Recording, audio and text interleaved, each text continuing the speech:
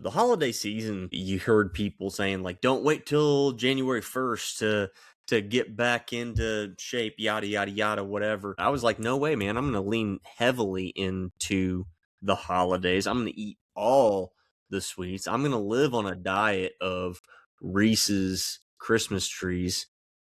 And I'm just kind of, the way I looked at it is I was just kind of padding the stats for the new year. I started taking my supplements again this week, so hopefully I can stay a little bit more consistent. Magnesium is another thing I've been on and off of. I'm off it right now, but the strawberry kiwi flavor from First Form, I just opened it up last night. Fantastic. One of my favorite flavor combos. Like it was like one of my favorite Snapples back in the day. You remember the Snapple? Oh yeah. Man, strawberry kiwi Snapple was the bomb. What happens when three runners from different parts of the country with different running stories all get together? Pure RunTok madness. So listen in as we talk about all things running related. And some things that maybe aren't running related. As it's bound to be a good time. This is RunTok Live.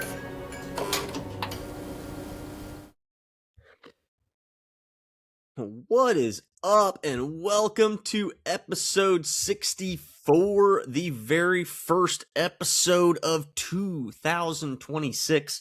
We're a couple weeks into it already, but it's been a busy holiday season. So busy, in fact, that our good friend Carolyn couldn't even make it tonight. But Jake, me and you are here, so we got the mic tonight. What's going on with you? It's a boys' club tonight. No girls allowed. So no girls. My daughter always tells me no boys allowed. All man, woman haters. What was that? Little Giants? Is that what that was like way back in the day? Oh, it's been a while since I've seen man, that. Woman haters.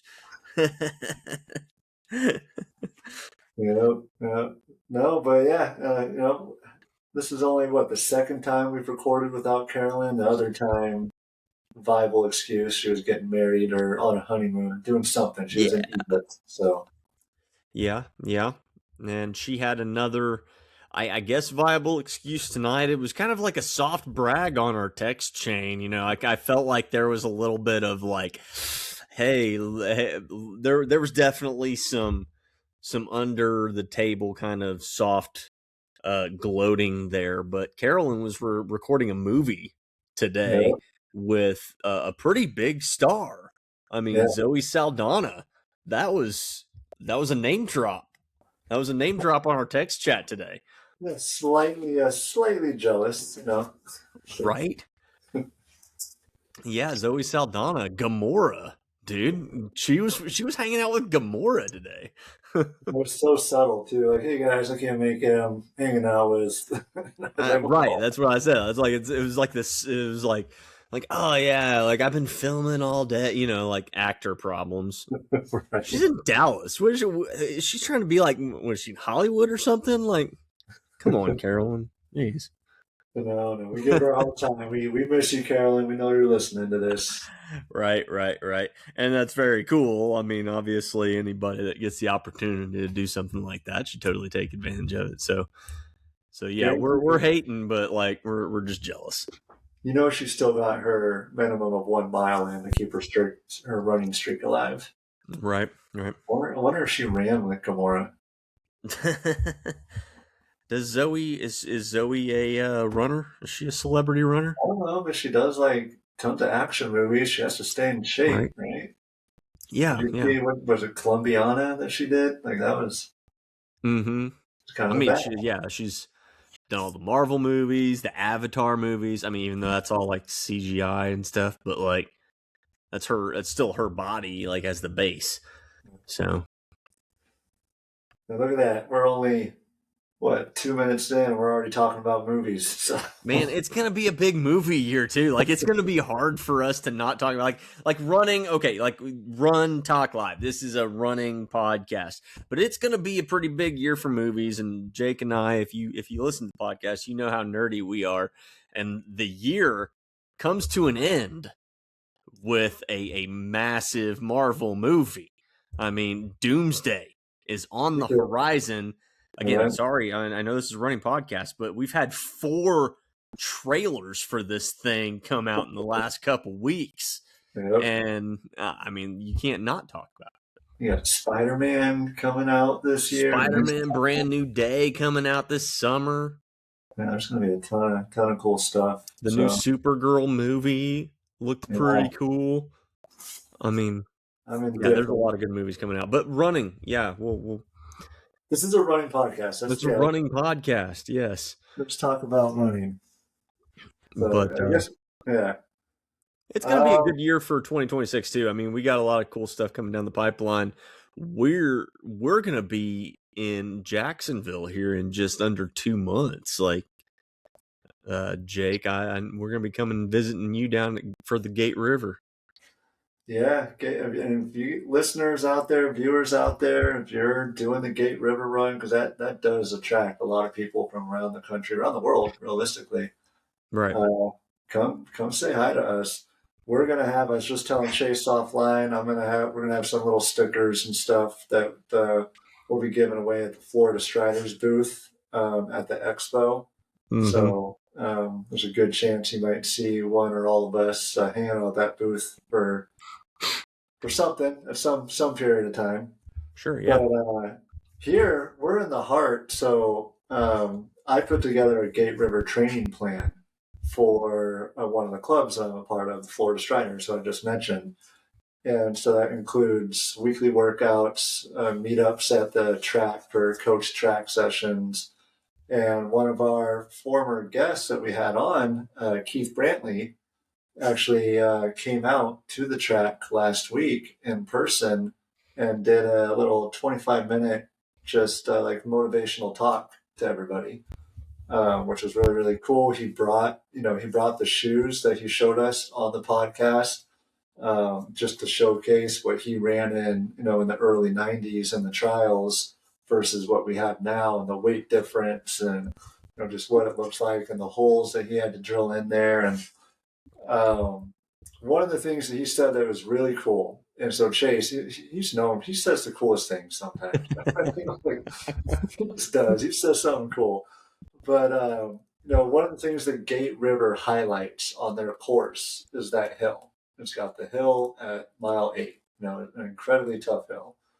And everybody talks about the hill. Everybody worries about the hill. Everybody's scared of the hill. And he went up there and he was talking to us and he said, don't make the race about the hill. The hill is less than 10% of the race. Focus on the other 90%. You'll be fine. And I was like, dude, that's so cool to think of it that way. Like, all right, you're right. So, the hill's not technically going to make or break you. It might make a little bit of a difference, but don't focus your training on being able to tackle this hill. Yeah. Focus on being able to run 9.3 miles. So it was really cool to hear that from him. Yeah, of course, Keith had just, he was full of great quotes from our episode with him. If you haven't listened to it, you should go back and check it out.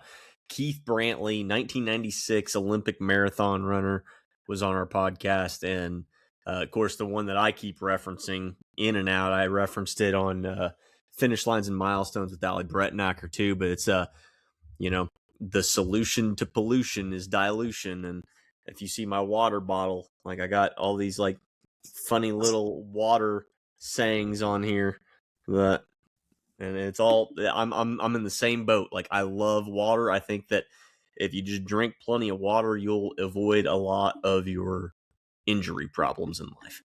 Yep, I have not been drinking plenty of water, which is why I'm kind of dealing with a little niggle right now. But it might also have to do with the fact that 2026 rolled in. I didn't do anything throughout the month of December, hardly anything. And then January 1st, I was just boom, let's go. Let's get after it. I jumped right into it 120%. And then a few days later, my Achilles was barking. I can kind of feel the fluid bouncing around in it. So we're not 20 anymore, Jason. We're not. No, we are not. 41 years old, That's the other thing that comes with getting old. You can feel your body a little bit better. And like I said, I woke up this morning and I could just feel the fluid sac on the back of my ankle. I was just like, gosh, maybe if I Yeah. just pad it up real good, I'll be like get out there. No, I didn't run this morning, so I am trying to be smart with it. I always tell people, especially the younger runners, because I'll run with the local high school team here, and they'll go do their warm up, and I'll be warming up before I go start my warm up with them. And they're like, "What are you doing?" I'm like, "I'm warming up for my warm up. Like, I gotta do a double warm up now. It's just the way it is. Older Yeah. you get, you just gotta watch things and pay attention to things a little bit more closely than you probably did when you were 20, 25 years old. Yeah, and I still fight it a little bit too. So I'm still like on the side of like, I'm not quite in the acceptance stage yet. So Yeah. like I know I've got like the awareness there, but I'm not ready to be like, no, there might still be another solution. It might not be that I'm getting old. And going back to Keith, he's old. He's actually going to be racing Gate River too. So Nice. we'll get to see him. He's shooting, he's not training consistently anymore. Sure. Obviously, he's more about Sure. coaching now, but he said he's shooting for like a 65.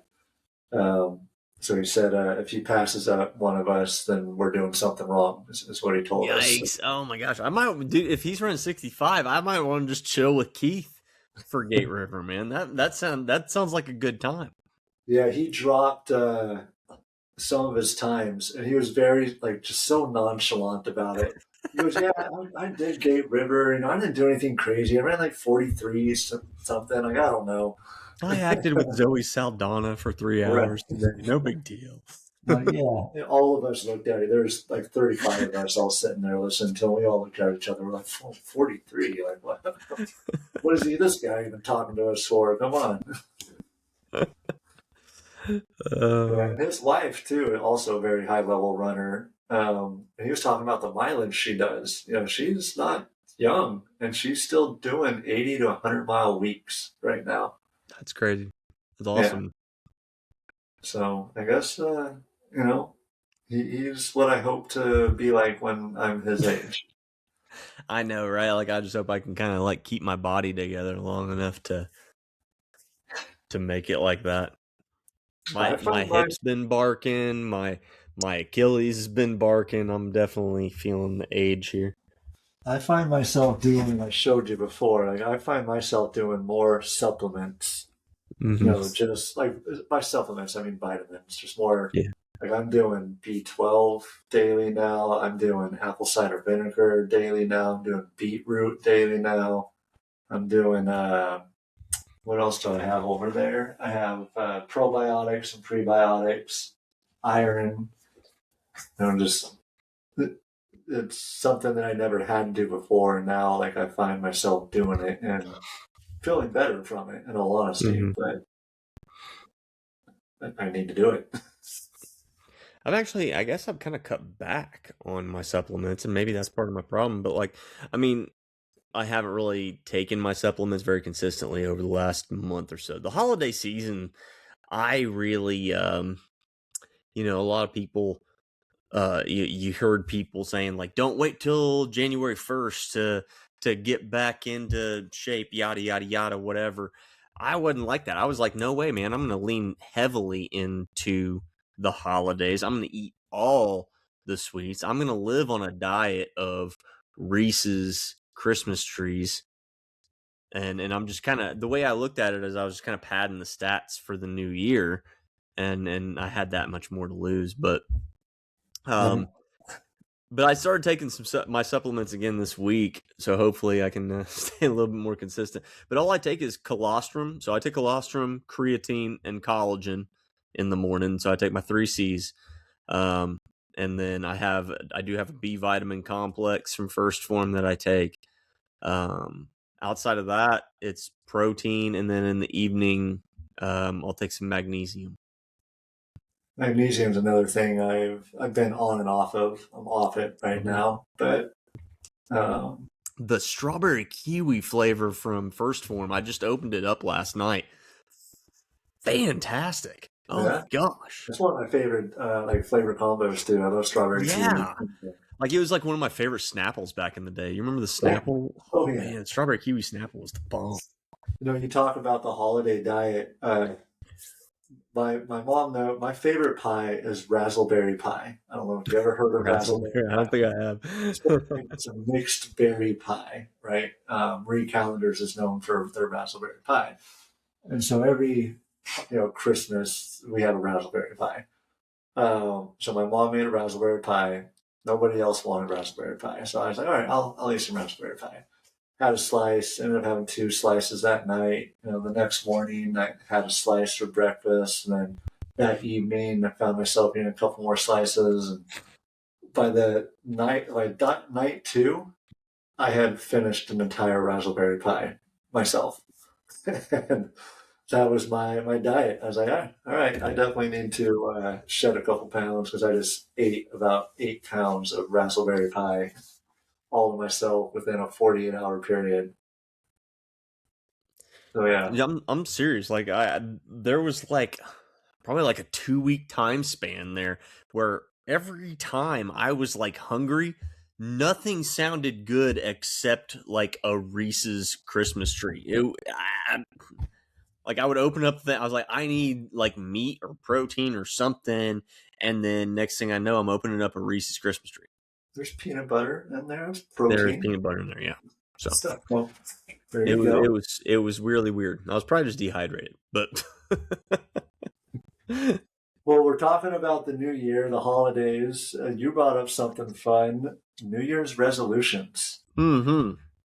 New Year's resolutions. Yeah. What kind of like so runners? Obviously, we like our New Year's resolutions, right? We set our goals. A lot of the new year brings race plans and stuff like that. We already talked about Gate River a little bit, but Jake, what are some of your like New Year's resolutions coming up this year? There's 2 that really stand out that are running related. Running related resolutions, and I have some other ones that are non-running related. But ironically, one of them, everyone talks about the marathon and their goals to qualify for something or to PR or do something. My resolution is to not run a marathon this year. I've focused so much of my training over the last couple of years on marathon training, trying to qualify for something, trying to hit some sort of master's PR. And I feel like it kind of consumed me in a negative way when it comes to running. And I missed out on a lot of other, running potential, stuff that I could have accomplished that I didn't. I could have been running significantly faster 5Ks. I could have been running, some more relay team races that they have going on here. I could have just saved a lot of money too, in all honesty. Marathons cost money for travel and all that. So yeah, I made a promise to my wife. She actually videotaped me saying it, so as she has evidence that I was not going to run a marathon this year, and I'm going to try to stick to that. So that's a little different, right? Like my goal is to not do something versus to do something. No, and I think that's a good kind of goal to have, especially you gave good reasons why there, right? Like marathon training does take up a lot of time and energy, and when you do it year after year, and I know I can kind of relate because I haven't been meeting my goals these past few years, and that if you would have asked me 4 years ago what I'd be doing right now, I'd be saying like I'm out there having fun as a masters runner, just enjoying some good time racing. But here I am still a little bit stressed about, my marathon times. Yep. Because I just haven't been hitting them. So yeah, I think taking a little bit of that pressure off, and I'm not looking to run. I'm going to run the Monumental this year. I'll run my Indy Monumental like I normally do, but that's probably going to be my only one. I might do a few halves. Carolyn's coming up for the 500 Festival Mini, so I'll probably do that. But I mean, not just the one marathon, I think, for me this year. Yeah, and actually it brings me back to something you said. I think it was after grandma's, or you basically said that you were going to take some time off and focus on your wife and focus on you for a little bit. Yeah. I'm not taking time off of running. To be clear, I'm still going to continue my training, but I'm taking time off the marathon and the stress that comes with I need to be doing 70-mile weeks and I need to be doing these tempo runs for this marathon specific training. And I need to book hotels and plan trips and Mm-hmm. do these 20-mile runs that do take away from my family time that, I Yeah, don't and in a lot want to of do. different ways too that you don't necessarily see either. Like it's time, it's energy, it's money, and there's all those stressors that put that pressure on not just you but your life. And um that's an admirable thing to do whenever you can take that step back and realize what you need to focus on. Yep. Yep. So yeah, what about you? We'll take turns. So I have another one, but let's see what you got. I really don't know that I have any running specific goals this year. I guess I'm kind of in the same boat. Like I said, I do want to run the Monumental again this year, maybe because I still have my eye on New York and the rest of the majors, but I'm less focused on them. So from a running perspective, I really don't have any goals, but I know like you and I talked a little bit before this episode about how I just got the previous episode. I got episode 63 posted this morning, like a month after we recorded it, but I want to make the resolution to get these episodes out a little bit sooner and just be a little bit more dedicated to our listeners, because we talked about it in the last episode how our Spotify Wrapped looked really good at the end of the year, and I was really impressed with some of our numbers. And so I feel like I've got that responsibility to give back a little bit. Yeah, I think, well, we all do. And to be fair, and this is more for the listeners, the three of us already know, Chase is the techiest of the three of us, the most skilled, I guess, at the tech stuff. So Chase does do the legwork when it comes to the uploading and the editing. So again, kudos and shout outs to you because I know you're doing the extra stuff. We're promoting, but all three of us are really doing that. That's um, so shout out to you, Chase. It's admirable, admirable. I don't know. You know the word, but Yeah, I think I messed it up earlier too, so that's fine.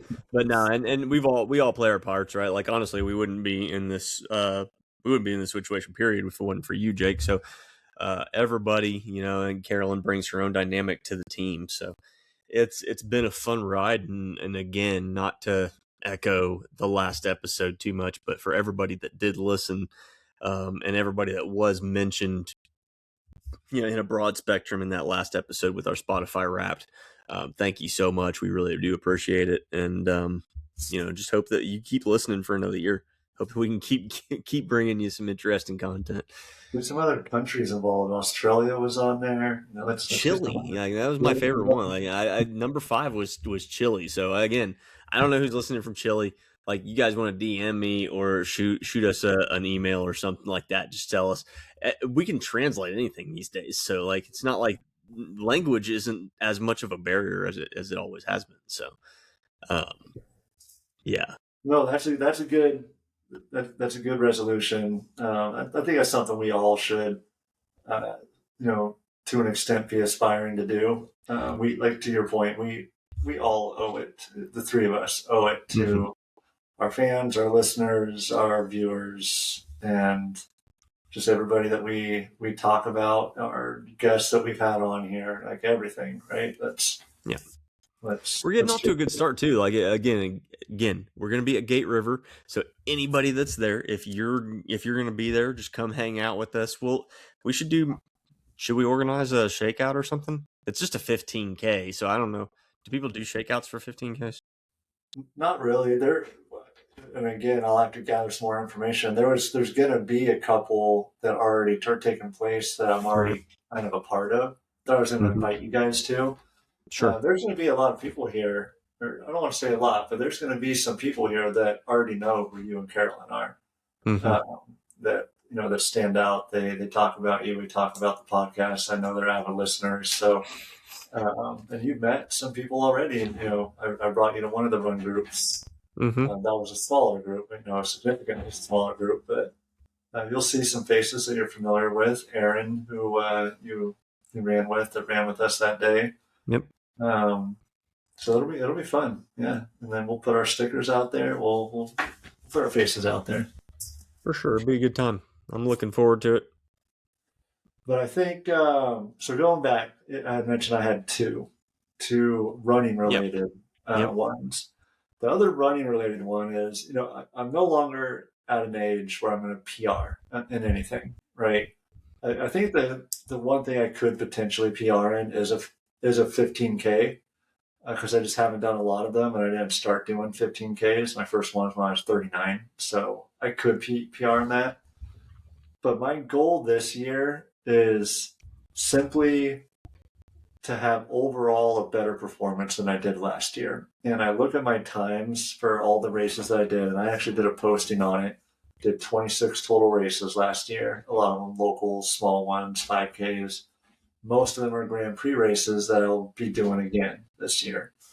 My goal is just to beat my time from last year, because none of my times are really great. And again, that kind of falls along of that marathon piece of, I was training for a marathon all year, because I did a couple marathons, and it really bit into my ability to perform at a higher level in all these other races. So yeah, I guess the two kind of go hand in hand, but part two of that resolution is simply just run, even if it's 1% better than what I did last year. And I'm off to a good start. I did the 10-mile beach run this last weekend, and I ran like 17 seconds faster than I did last year in significantly hotter conditions. It was ridiculously hot here. Yeah, I'd like to do something similar. I mean, ultimately, I think I want to just, off the top of my head, I want to have more fun this year in some of the races, but that does kind of mean doing better. Like, because you and me, we're competitive people, so there's a few races that I've ran these last few years that I'm like kind of had fun in. The Indianapolis Mini is a good example of one. Like, I think I ran 124 and change, maybe, which for most people, everybody would be like, yeah, that's great. No, I mean, I want to go under 120 at that race, and there's no reason that I shouldn't. So, I mean, quite frankly, if I'm disappointed in my time at the end of the race, I'm not going to be having fun. So, yes, I want to run a little bit better. I want to have some improved experiences this year in order for me to enjoy it a little bit more. No, that's fair. And yeah, you're right. I mean, you are the same way. It's always fun to run fast or to get a age group medal or a top 3 medal, or anyone that says that's not fun is lying, right? It's the truth. It's fun to get it. So yeah, the competitor in us wants to do that for sure. Yeah, that'll be cool. Another thing you and I both are going through right now, right, is new year, new positions or new jobs at work. I don't know if you're comfortable. I mean, you're doing something a little new where you're at, right? Yeah. I still work at the same facility. I moved over in a lateral role. So I work in automotive manufacturing. Most people who's listened to the podcast know for a while I work under the Toyota umbrella. And essentially, in a nutshell, my first 10 years with this company, I was in the manufacturing department, and then the part that produces all the stuff. For the last 4 years, I've been in a quality control role, which has been nice, and it's allowed me to learn a lot of stuff. But at the end of the day, my heart and my head and everything else has always been in that manufacturing role, which is chaotic, but it's just kind of like where I feel home at. So so I'm back in this position now, back in the manufacturing producing type role, and it just feels right. So I That's don't. I know awesome. you're in a different condition, right? You work for a different company altogether now. Yeah, contrary to popular belief, listeners, we are not sponsored by ESPN. This is not a professional gig that we do full time here on this podcast. Unfortunately, we do Mhm. have jobs that do pay the bills. um, Not all of us are acting with Zoe Saldana for 3 hours a day. right, right. Yeah, no, I took the leap. I'm day two as of the filming of this podcast, of this episode. Day two of my new job. One of the things, I've worked in recruiting, specifically in the dental space for a good chunk of my career. And I have an opportunity to land a director role where I get to kind of build out the recruiting function for this new company in the dental space. And it's just was exciting and it's going to be a lot of work. But yeah, yesterday I started it. It is going to have me traveling a bit more. I mentioned to you, Chase, I'll be in Phoenix next week for a week.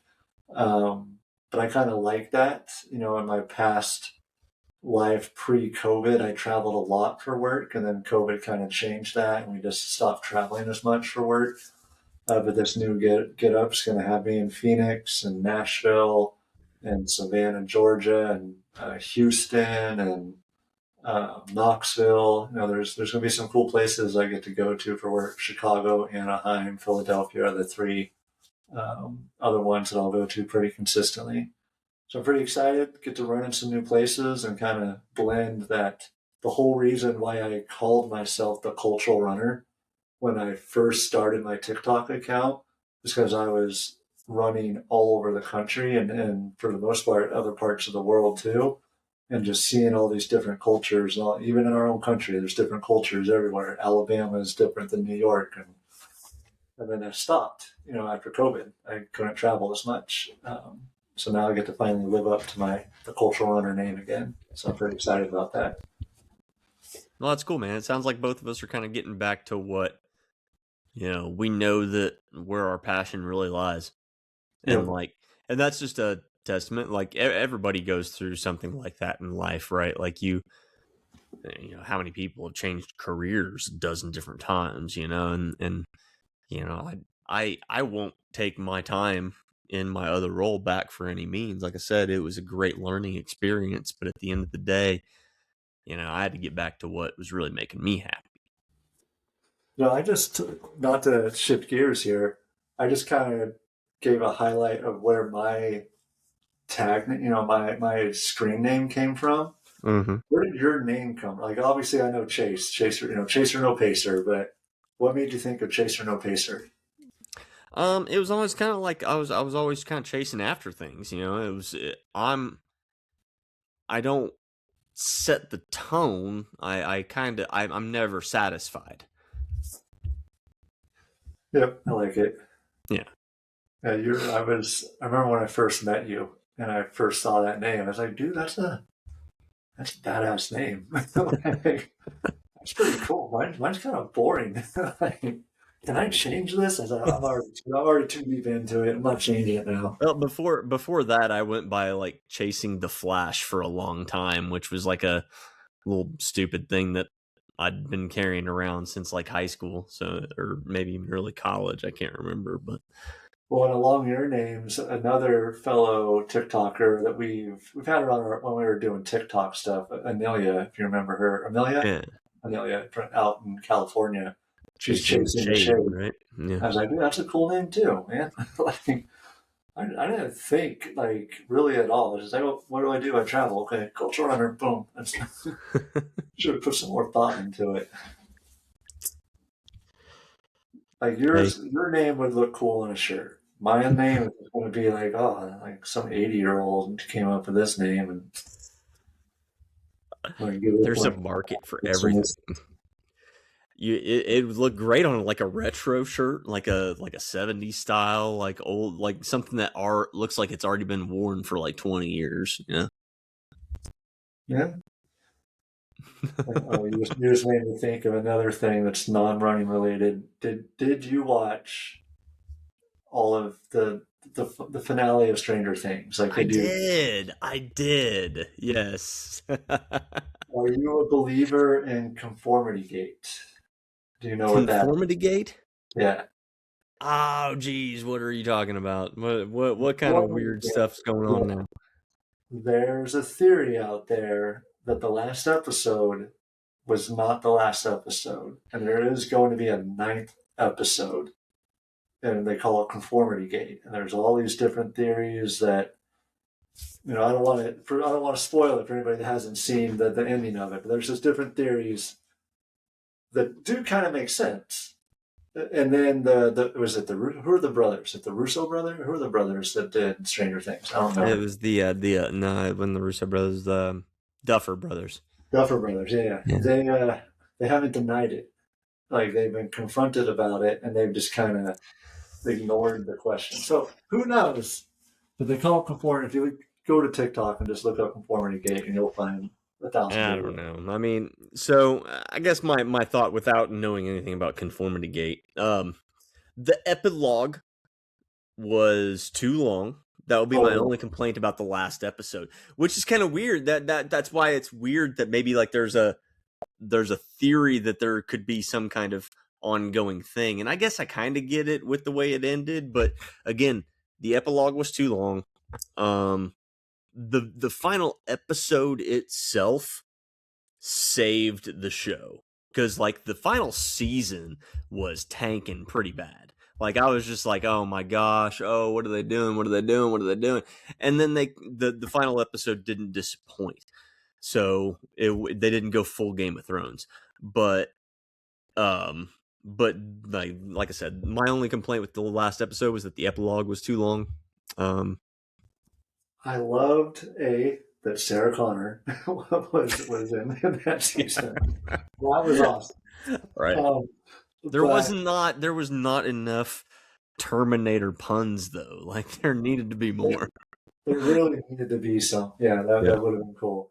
But one of the things that I love that's also a complaint from a lot of viewers is they make fun of the fact that the military, was out there trying to find Vecna, go, I don't want to destroy, ruin it for anyone that hasn't seen it, but the military could not defeat this giant monster that these kids with, and then the joke out there is these kids with trash can lids and like sticks basically take down this gigantic monster that the military with automatic weapons and bombs and all this stuff couldn't do it. They had no shot. Well, part of it was the kids had a psychic powered warrior on their side, right? A couple of them, psychic warriors. Yeah. No, I love the show. I love the final season. I love the final episode. There is going to be 2 spinoff shows that are confirmed. There's the animated series that takes place between season 2 and season 3. And then there's another live action spinoff show that's in a completely different town, but still in the 80s, but with a different group of kids. And that part is confirmed and real.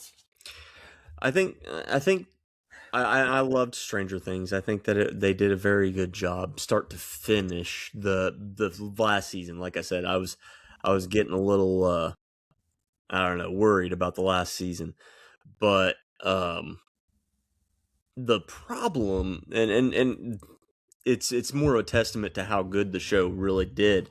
But the problem with it was the Duffer Brothers created it with no anticipation of it going anywhere. Like that's why, and I didn't realize that until I went back and watched it a second time after I think it was 4. Yeah, it was after 4 seasons had come. But I went back and watched it, expecting to see like little hints that point towards Henry and Vecna and all that stuff, but there's none, because they never had that planned. They didn't come up with that idea until later on. So that's kind of interesting. Again, I think it's a testament to their ability to make the show work still, but it's very, I wanted to go back and see those, I want to see, they mentioned Henry right there. No, they didn't, because Henry wasn't even a thought in their mind at that point. But we could do we need to create a whole separate podcast on just movies. Chase and Jake movie podcast. Chase and Jake. Movies to run to. There was Siskel and Ebert, and now there's Chase and Jake. Chase and Jake. The treadmill movie bros. I saw. I wish Carolyn was here to ask this question. Did I see it correctly? Is she training for a High Rock event somewhere?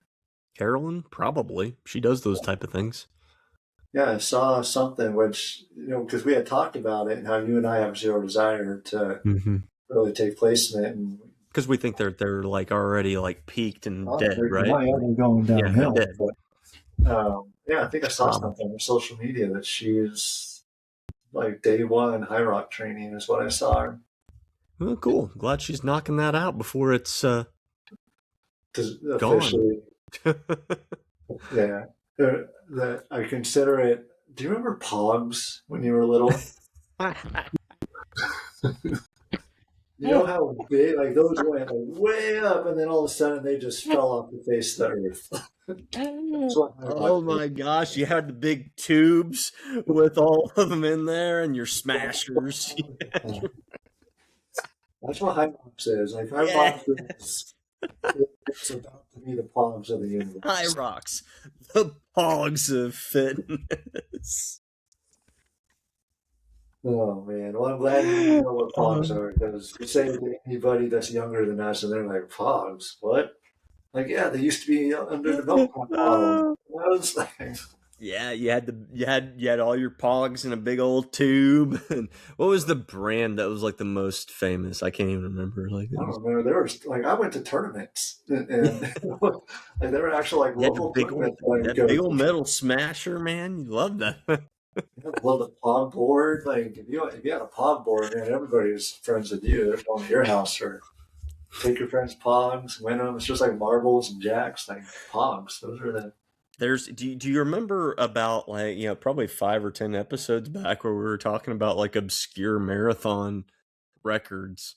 That's what your obscure marathon record needs to be, the fastest marathon while playing Pogs. I got at the beach run I did. There was a guy that was juggling the whole 10 miles when he was doing it. I don't know if he dropped it or not. I only saw him because we go back and forth. So I saw him twice. But yeah, there's some cool stuff you can do. Man, Pogs. I want to look them up on eBay. I wonder if everybody's selling Pogs. Let's bring Pogs back. Let's bring back Pogs. Hashtag bring back Pogs. I had so much fun with Pogs. I don't know what I did with my Pogs. I'm sure they're in a box somewhere. I'm sure mine are gone, long gone. I'll tell you what, I do got some kid stuff in me still. I have 2 binders of sports cards right here that I collect. Granted, I resell them, but I'm a big sports card collector. Did you see, this was really funny. So we're recording this on Tuesday night, right? So last night, did you watch the NFL game last night? I did. Do you ever watch the Eli and Peyton show? Did you watch it last night? No, I didn't, but I do watch the show. So Eli, you know how Peyton Manning owns the record for the most interceptions thrown in his rookie year? Like 28 or something like that. Eli gave Peyton a poster where he tracked down all the rookie cards of all the players that intercepted him that year and put it on a poster board for him, and it said, "Congratulations on your record-breaking interception season," or something like that. There was one episode I saw, I think it was just recently too, where Peyton Manning, they were watching like old home videos of when they were younger playing football against each other, and it was just Peyton Manning destroying Eli, and tossing him to the ground, and Eli throwing a fit and crying, and it's just hilarious to watch, and they're laughing at each other, and yeah, good stuff. I like that duo. I mean, they weren't my favorite quarterbacks, but they're cool people. They're fun to watch. Jacksonville, 3 points, man, or 2 points, whatever it was. Yeah, it was there were some heartbreaks here in Heartbreaking. Jacksonville.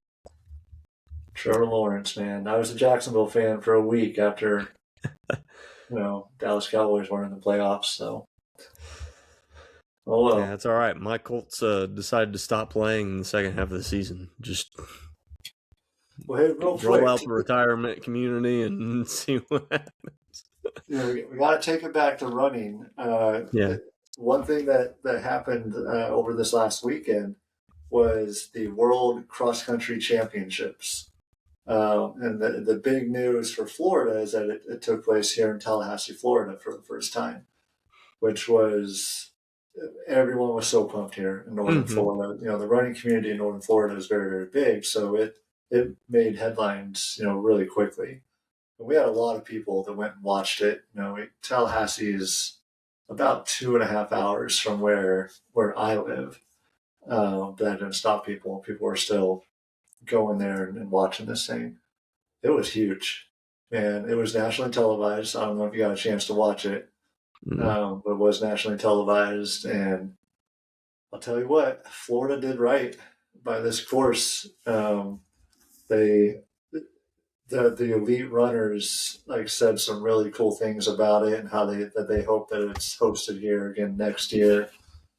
But some of the things, I wrote it down, some of the things that they did to this course. This was a man-made course. It isn't something where they ran some trail somewhere. I mean, there was a part of a trail, but they created man-made hills along the course. So, they had and they did everything so it could mimic the personality of Florida, is how they call it. So they created man-made hills to mimic the roller coasters of all the theme parks in Florida. They added a bunch of sandy terrains along the course that you had to run through to mimic the beaches of Florida. They added water ponds that you had to run through to mimic the swamps of Florida.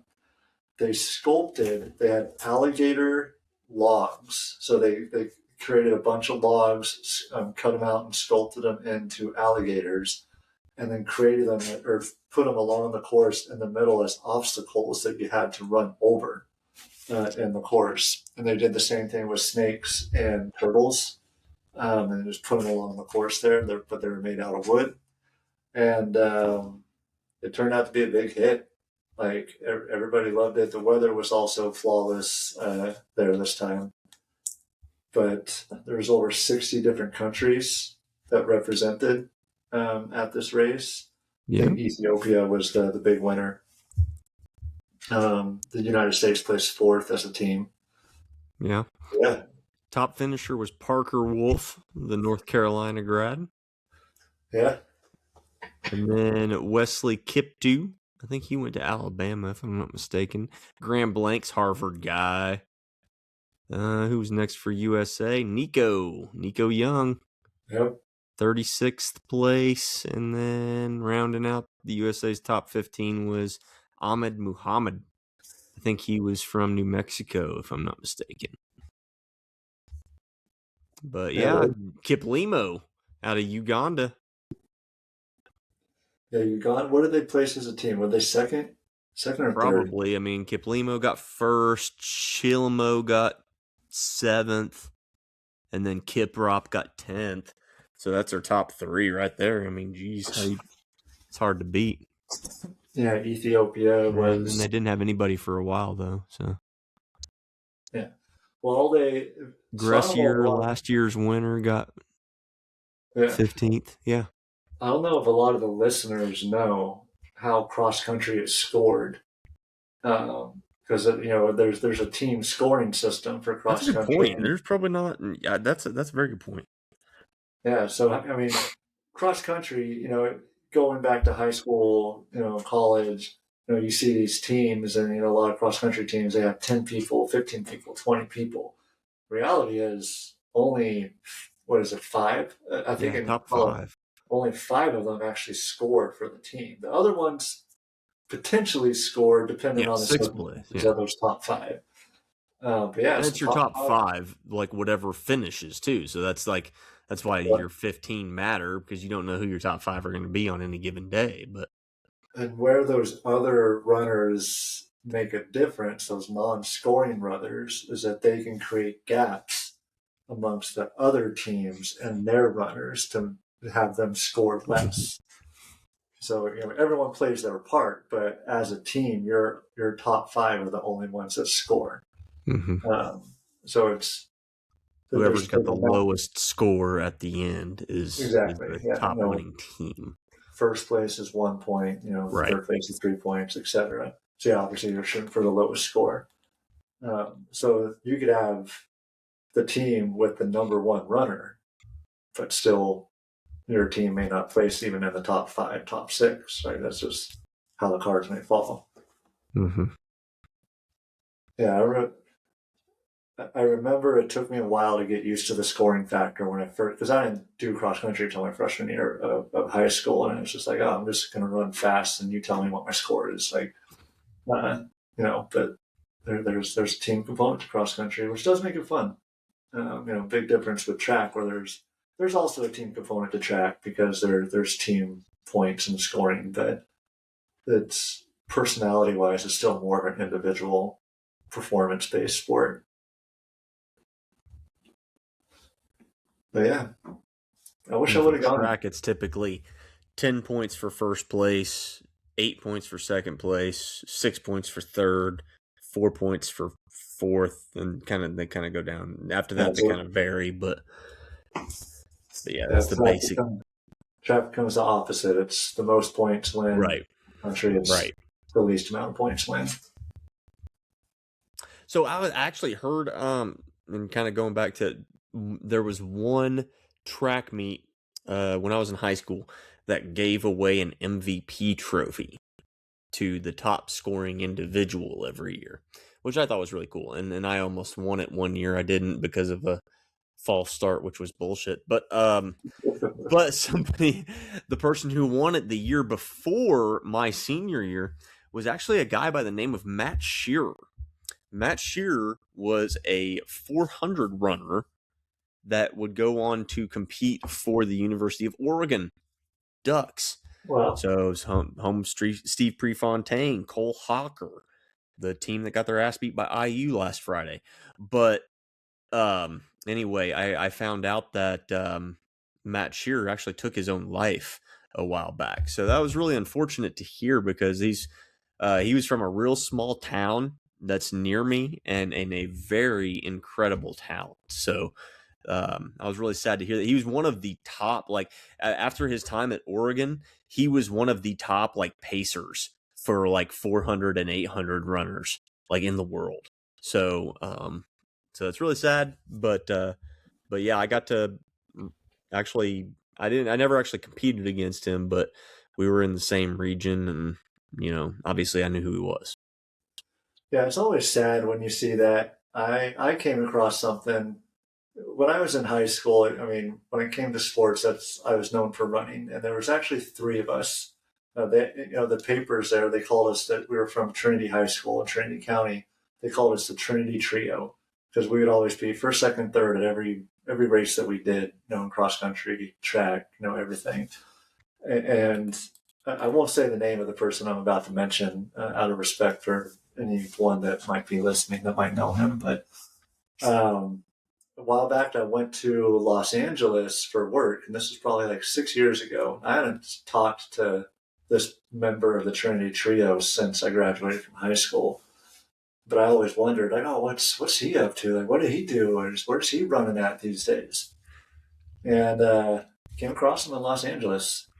And he was living on the streets and kind of tweaked out and on, I don't know, God knows what he was on. But, he showed me his paintings that he was selling on the streets. And I was just like, man, it sucks, You were a significantly better runner than me in high school. You had a lot going for you. And I don't know what happened in between now and the time that I saw him, but yeah, that's really unfortunate. So many people have, and we see it these days more than I think we probably did whenever you and I were high school, college age. But there's a lot of opportunities for runners out there, not just by going to college, but now like as influencers and things like that. And just having that life experience. Yeah.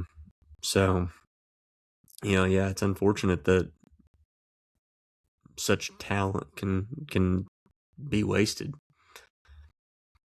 Yeah, it really is. And I'll say this: running's as competitive as it's ever been. Right? This is and we can say that again tomorrow. It's going to be more competitive. But even there's a lot. I talk to a lot of high school runners now that are discouraged about like, oh, they're the top three runners in their school now, but they're discouraged about their ability to run at the college level. And they say, oh, I don't have a shot at the trials. I don't have a shot at the Olympics. But we live in a day and age now where that doesn't have to be your goal anymore as a runner. Like you can still run at a high level and not go to the Olympics. You can still be a known runner in the community and not compete for your university. And that goes back to social media and the platforms that are out there, and now the clubs that are there, and the ambassadorships that are there. There's just so much you can do with running now that you couldn't do back in our, early 20s, our high school days. Mm-hmm. Back when we were kids, right? It was about run well, hopefully you get a scholarship, get into school, run more. Like that was it. Yeah, but I hope that the people out there don't get discouraged to not try either. Like maybe you might be the top one or two at your school now, and you might be worried about going to the next level and not being one of the top dogs. But at the same time, you have to understand that you're not the only one that is ascending, right? Your coaching level is ascending. And in 99% of high school runners out there, right? And I'll use myself as an example. My high school coach is, I've said it many times before, one of the best people that I've ever known, hero in my eyes. But at the end of the day, I recognize that he was not the best running coach for me. For a team, he did a very good job. He kept us all motivated. He did a great job of working with us as a group. But as an individual, his coaching style didn't necessarily fit my style. And when I went to college, even though it was a junior college, small time college, I was still working with a coach who was very experienced, had years and years and years of experience at very high levels. And he was able to kind of point some things out and unlock in me a level that I didn't really know I had. Yep. So, I think that's an encouraging thing for, some of those people to hear, is like, you might feel like you're not going to be the top dog, but you also may not know what you're truly capable of either. Yeah, I mean, you're, again, more for the younger runners here. High school runners right now, as good as you're running, you're not even close to your potential. Like your potential is yet to be unlocked, and you don't even know it. It's kind of like people that get glasses for the first time, even though they don't think they need glasses, and they put them on. They're like, "Oh my god, everything's so clear now." Wait till you get to the college level. And to your point, and you actually brought it up, and I was about to mention it before you even said it. There's nothing wrong with junior college running. They have phenomenal programs. I ran for junior college for 2 years as well, and before I got into a 4-year university. Super beneficial. I'm so glad I went that route. And in the current college landscape too, like it's going to benefit you even more, because with NIL and the way that they're going to be paying athletes, it's very likely that some of these Division I schools are going to be cutting their track and field and their cross country programs. I don't know. That's just kind of what I've been reading, if you're on like some of the forums and stuff. But the D3 schools, the smaller schools, the junior college schools, those guys will, that's where those sports will thrive. So I think that getting in early on all that is going to be good. Yeah, no, I ran for Shasta College in Redding, California, and I loved it, man. It was so much fun and It was. so beneficial, and I became such a better runner Mm-hmm. from that 2 year span. Actually, I was there for 3 years. The third year, I coached. I was an assistant coach there before I went on to transfer to university. But yeah, yeah, cool stuff. Well, we're at our 1 hour mark. James. Yep, we're coming up on the 1 hour mark, so guess we can start to wrap this up. First episode of 2026. We don't have Carolyn here, so like this is the part where we normally were like, "So Carolyn, take us out," but I guess I can play that role now. Carol's That's good. I'll audit me and make I'll sure I talk to you in case I you get all the stuff. So yeah, if you're listening to us for the first time, you can catch us at runtalklive@gmail.com. That's where you can basically communicate with any of the three of us. You can find us at RunTalk Live on Instagram, Facebook. Of course, watch our episodes on Spotify, YouTube. You can find me on basically any of the platforms at Chaser No Pacer. We already talked about my name and how cool it is. So just look me up on any of the platforms. Jake, what about you? You can find me at the Cultural Runner on any of the social media platforms. I don't want to say any because I'm not on X or whatever it's called now, but Instagram and TikTok. You can also find all three of us in person at the Gate River Run. And if any of you are attending the RRCA Coaching Convention in Virginia this year, you can find me there. I will also be doing the Cherry Blossom 10 miler while I'm there, so I'm pretty excited about that. Come Well, find me. hot diggity darn, that sounds fun. And of course, you can find Carolyn at Carolyn Levenway or Carolyn Levenway McDuff or Carolyn McDuff Levenway or Carolyn McDuff, or I don't know. She's on all the social media platforms. She's probably even on IMDb at this point with Yep. her big movie stardom going on. So check out Carolyn as well.